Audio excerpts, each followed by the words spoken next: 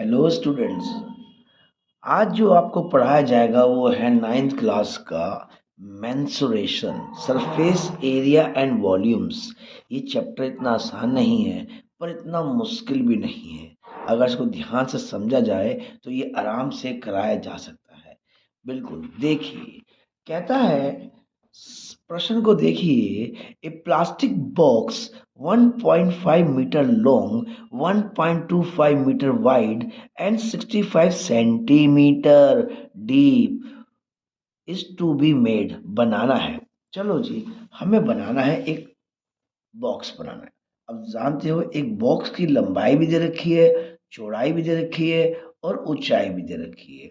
लंबाई चौड़ाई ऊंचाई के हिसाब से तो ये कुछ इस तरह से बनेगा, यानी इसकी जो शेप होगी वो कीबोर्ड की तरह होगी।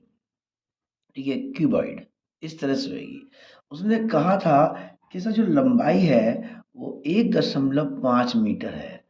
जो चौड़ाई है, ब्रेड्थ जो है इसकी, वो कितनी है?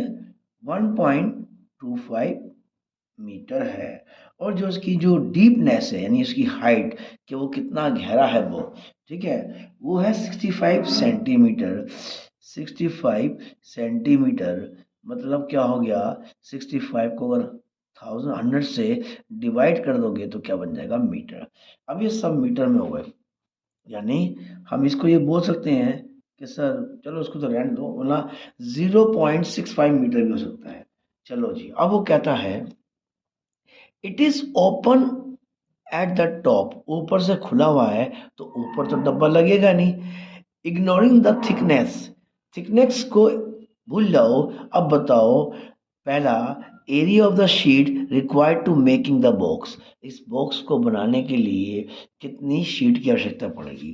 क्या देखो जी, पहली बात तो क्या है, हम निकालेंगे इसका एरिया जैसा मांगा गया है। ठीक है, एरिया ऑफ शीट। सर क्योंकि वो ऊपर से खुला हुआ है तो ऊपर का हिस्सा तो आएगा नहीं। पहले तो उसकी चार दीवार देखो। पहले इसका निकालो पैरामीटर। ये होता है पेरीमीटर, यानी किनारी किनारी के चारों हिस्से। इसमें ऊंचाई कर दो तो आपके ये पिलर भी खड़े हो जाएंगे। प्लस नीचे का हिस्सा भी ले लो साथ में। इसका जो नीचे का हिस्सा है ना, इसको भी ले लो। उसे बोलते हैं एल और बी, लंबाई गुणा चौड़ाई। इससे क्या होगा? ऊपर का हिस्सा क्या होगा? वो ओपन होगा। यहां से आप नहीं ले रहे हो, साइड से चारों दीवार ले ली। पहले आपने पैरामीटर ले लिया, उसको ऊंचाई से कर दिया तो चारों दीवारें खड़ी हो गई, ये भी आगे ये भी।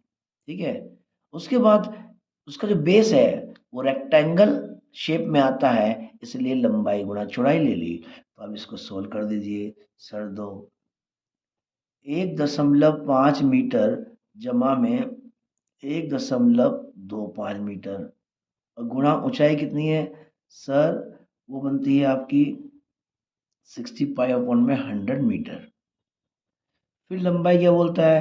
कहता है 1.5 मीटर और 1 में कितना आएगा? 2.5 मीटर। ठीक है जी, ठीक जी। अब वो कहता है, सबसे पहले इसको थोड़ा इधर कर लेते हैं। क्या बोलता है ये कहता है एक और एक दो और 25 5 25 5 75 आएंगे। सर ये 2.75 हो गए, गुणा में 65 इंटू 100 भी हो गए। ठीक है जी, चलो इसे काट सकते हैं हम। तो ये कितना हो गया? 50। इसको काट सकते हैं हम 10 पे। 5 1 जा 5 और 5 3 जा 15। अच्छा, वहां भी देख लेते हैं क्या कहता है ये। 15 को 125 से गुणा करके देखो तो आपको दिखाई देना चाहिए कितना। ठीक है, 15 को 125 से गुणा कर लो तो 15 पंजे कितने होते हैं? सर वो तो 75 होते हैं।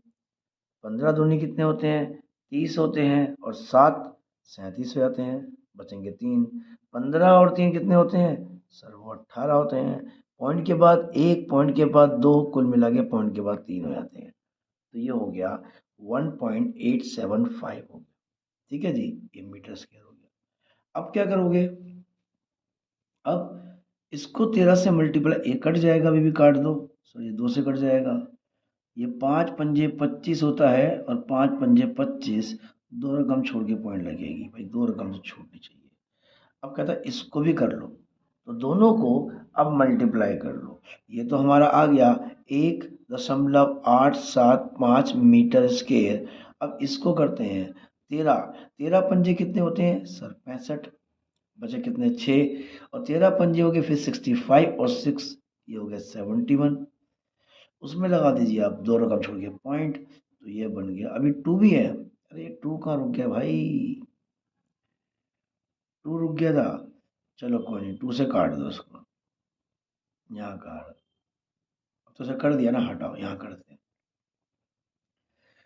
टाइम ज़्यादा लगा दी कोई आप इसी के अंदर, तो कोई बात नहीं, ठीक है इसको कर दो, हटो यार।